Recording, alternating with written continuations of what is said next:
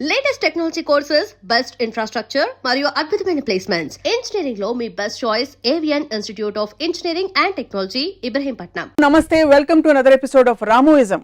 దేవుళ్ళకు కూడా కష్టాలు ఉంటాయి, దేవుళ్ళకు కూడా కథలు ఉంటాయి. ఈ కష్టాలని కథలని బంధించి పురాణాల రూపంలో మనిషికి చెప్పే ప్రయత్నమే పురాణాలు. రామాయణం, మహాభారతంగా అనేక పురాణాలుగా బయటకు వచ్చాయి. ఈ అంశంపై అంటే అనేక వివాదాస్పద ట్వీట్లు చేసి ప్రకటనలు చేసిన రామ్ గోపాల్ వర్మ గారు పురాణాల గురించి, వాటిలోని క్యారెక్టర్స్ గురించి ఏమంటారో ఇవాల్టి రామోయిజం.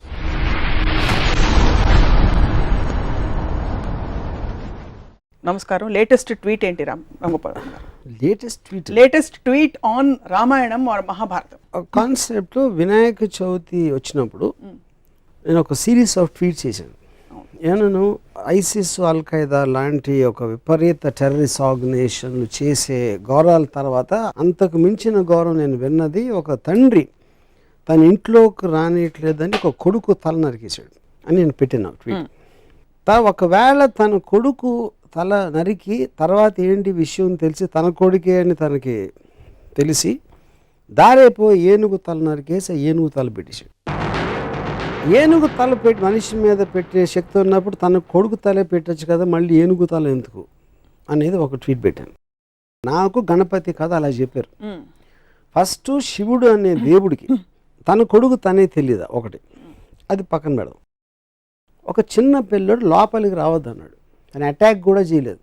నన్ను రావద్దు అంటావు రా అని తల నరికేస్తే నాకు తెలిసి తాలిబాన్ కూడా చేయలేదు, కానీ మన దేవుడు చేశారు.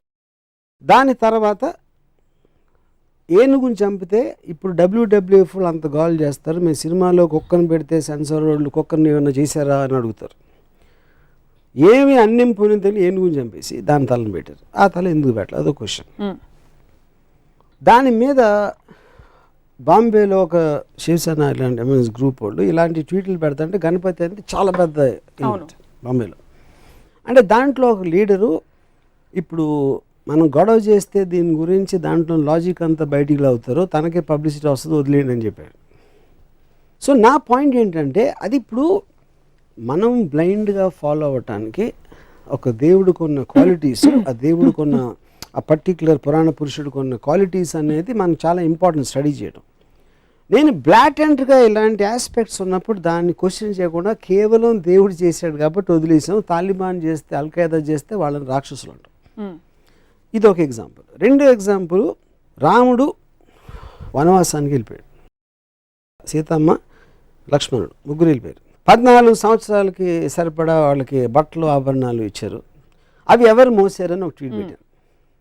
రాముడు మోసాడు, సీత మోయదు అంటే లక్ష్మణుడు మోసాడా?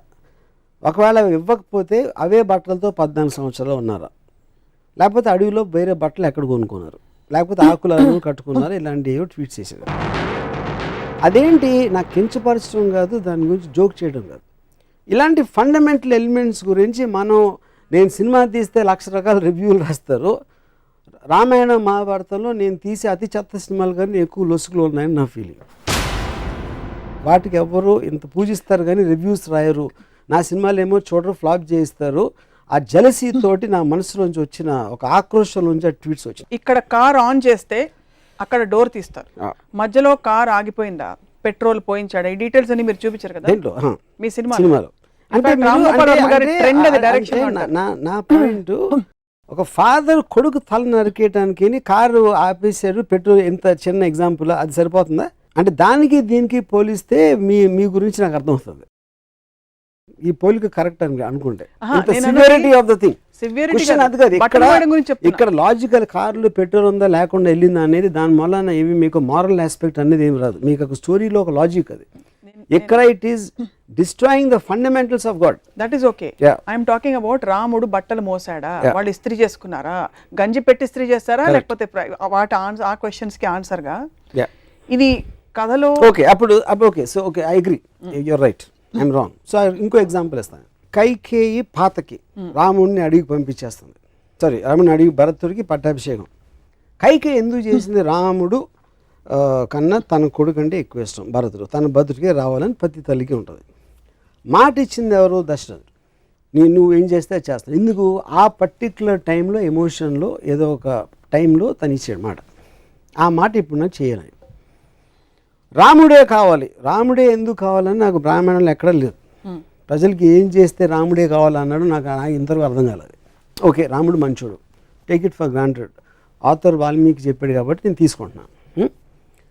నెక్స్ట్ కట్ ఏంటి, ఒక రాజు, ఒక దశరథుడికి అయోధ్య రాజుగా ప్రజల పట్ల ఎక్కువ రెస్పాన్సిబిలిటీ ఉందా, పాతకైన కైకేయికి ఇచ్చిన మాట ఎక్కువ రెస్పాన్సిబిలిటీ ఉందా? అప్పుడు నాకు రంగనాయకం విశ్వరోక్షణలో ఒక ఎక్స్ట్రాడినరీ పాయింట్ ఏమనిపించిందంటే, కైకే నాకు ఇచ్చిన మాట మీరు నిలబెట్టుకోరు, మాట తప్పితే మోక్షం రాదు అనే భయంతో నా మాటకి విలువిస్తున్నారు. మోక్షం రాకపోతే స్వర్గప్రాప్తి రాదు, స్వర్గప్రాప్తి రాకపోతే రంభ ఉరుసులు దొరకరు. అది మెయిన్ పాయింట్ అక్కడ. ఒకవేళ తన పర్సనల్ హ్యాపీనెస్, మోక్షం రావాలి, స్వర్గం అలా నాది వచ్చేస్తే అయోధ్య ఏమైపోయినా నాకు పర్లేదంటే, అప్పుడు మనకు ఉన్న పొలిటికల్ లీడర్స్ స్విస్ బ్యాంక్లో నా డబ్బు ఉంటే చాలు, దేశం ఏమైపోయినా పర్లేదంటే దానికి దీనికి ఏంటి అసలు difference? Absolute no difference. So ఇది మోర్ రిలవెంట్ పాయింట్. ఇందాక ఇచ్చిన బట్టల పాయింట్ పక్కన పెట్టి ఈ పాయింట్ పెడుతున్నాయి ఇప్పుడు. ఇవన్నీ సింబాలిక్గా ఎందుకు చూడరు మీరు? ఏంటి సింబాలిక్? ఫేస్ వాల్యూ తీసుకోకుండా. ఫేస్ వాల్యూ ఎట్లా తీసుకుంటాం? దేవుడిని కూడా ఫేస్ వాల్యూ తీసుకుంటే ఇప్పుడు సినిమాలని ఒక కేవలం వినోదం కోసం ఒక వారం వచ్చి 2వ వారం వెళ్ళిపోయి సినిమాకి మీరు అంత సీరియస్గా తీసుకుని దాన్ని విశ్లేషిస్తూ ఉంటే, మొత్తం మారల్ వాల్యూస్ నిలబెట్టే పురాణాలని ఇష్యూలు సీరియస్గా తీసుకుంటే ఎట్లా ఉంటుంది? సో తత్ఫలితంగా పురాణాలు కేవలం తలాతోకలేని ఇంట్రెస్టింగ్ కథలు ఆప్షనే అదా, లేకపోతే పురాణాలు సమాజ విరుద్ధంగా జరిగే అనేక అంశాలని మనం జస్టిఫై చేస్తున్నాం కాబట్టి పురాణాల్లోనే ఎక్కువ క్రైమ్స్ జరుగుతాయి. మన మామూలు మీరు రేపు పొద్దున ఈనాడు లేకపోతే టీవీ ఇలాంటి టీవీల్లో చూసే కన్నా ఎక్కువ క్రైమ్స్ నాకు తెలిసి పురాణాలు జరుగుతాయి.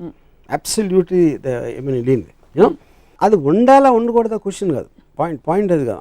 మన అంత పూజ నుంచి అంటే అది మన మెంటల్ స్టేట్ని రిఫ్లెక్ట్ చేస్తుంది. పురాణాన్ని సీరియస్గా తీసుకునేవాళ్ళు అది యాక్చువల్లీ అతని మెంటల్ స్టేట్ రిఫ్లెక్షన్ అది. యూనో, సో దాని మీద నేను అబ్జర్వేషన్ చెప్తున్నాను అంతే. రంగనాయకమ్మ గారి విశ్లేషణల ప్రభావం ఇది మీరు నేరుగా చదివి. రంగనాయకమ్మ విశ్లేషణ క్వశ్చన్, రంగనాయకమ్మ ఒక థాట్, ఐన్ ర్యాండ్ అనేది ఒక థాట్. వాళ్ళు ఇచ్చినట్టు తీసుకోకుండా దాన్ని ప్రశ్నించి దాని గురించి ఆలోచించి చేసిన ఒక విశ్లేషణ, ఒక ఆబ్జెక్టివిస్టిక్ అండర్స్టాండింగ్. మొత్తం ప్రపంచంలో ఎవరిదైనా వెళ్ళేది మీరు ఇచ్చింది తీసుకోకుండా దాని వెనకాల ఉంది, ముందే ఉంది, దాని రీజన్స్ ఏంటి అనేది తెలుసుకుని చేయటం అనేది ప్రోగ్రెస్కి అవసరం. సో ఓవరాల్గా ఈ క్యారెక్టర్స్, ఈ ఎపిసోడ్స్ ఏవైతే మనం ప్రస్తుత సమాజంలో అర్థం చేసుకోలేనివి, ఫర్ ఎగ్జాంపుల్ బిగమి, 2 భార్యలు ఉండే దేవుళ్ళు కావచ్చు, వీటన్నిటి వల్ల ఈ పురాణాలు చదవకూడదు అంటారా మీరు, లేకపోతే చదివినా ప్రశ్నించండి అని అడుగుతున్నారు కదా? ఇప్పుడు దానికి ఒక గాడ్లీనెస్ ఇవ్వటం కరెక్ట్ కాదన్న. లుక్అప్ చేసి ఇలాగా ఒక గౌరవంతో చూడటం. మీరు ఏదో ఒక ఫోక్లోర్ కథలాగా విన్నారా, లేకపోతే చందమామలో కథ వచ్చిందా అనేది వేరు.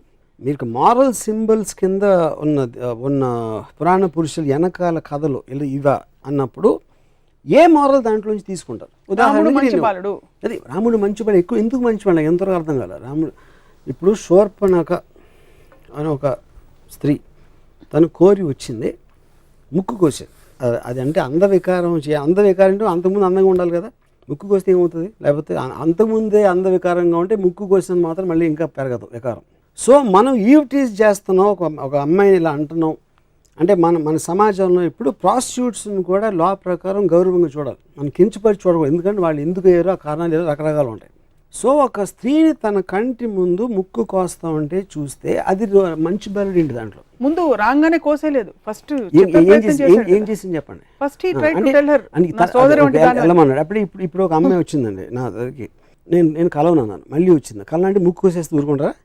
ఇప్పుడు మీకు చట్టపరంగా అది కాదు, ఎథికల్ అంటున్నా. మీ చట్టం పక్కన పెట్టండి, ఎథికల్గా కేవలం ఒక హ్యూమన్ యాంగిల్లో ఒక అమ్మాయిలో వస్తే ముక్కు కోసేస్తారా అంటున్నా. మీరు చెప్పండి. నేను కోయను, ఎవ్వరూ కోయరు. మీరు రాముడు తప్ప నాకు తెలిసి, రాముడు ఆర్డర్ మీద లక్ష్మణుడు తప్పితే ఎవ్వరూ కోయరు. తాలిబాన్కి వస్తారు కాబట్టి రాముడు మరి తాలిబాన్ లా అది కాదు నేను అడుగుతున్నా, అదే క్వశ్చన్ నేను అడుగుతున్నా. నేను పెట్టిన ట్వీట్స్లో కూడా ఈ రెండిటికి నాకు సిమిలారిటీస్ కనిపిస్తున్నాయి, నాకు అర్థం కావట్లేదని పెట్టినాను.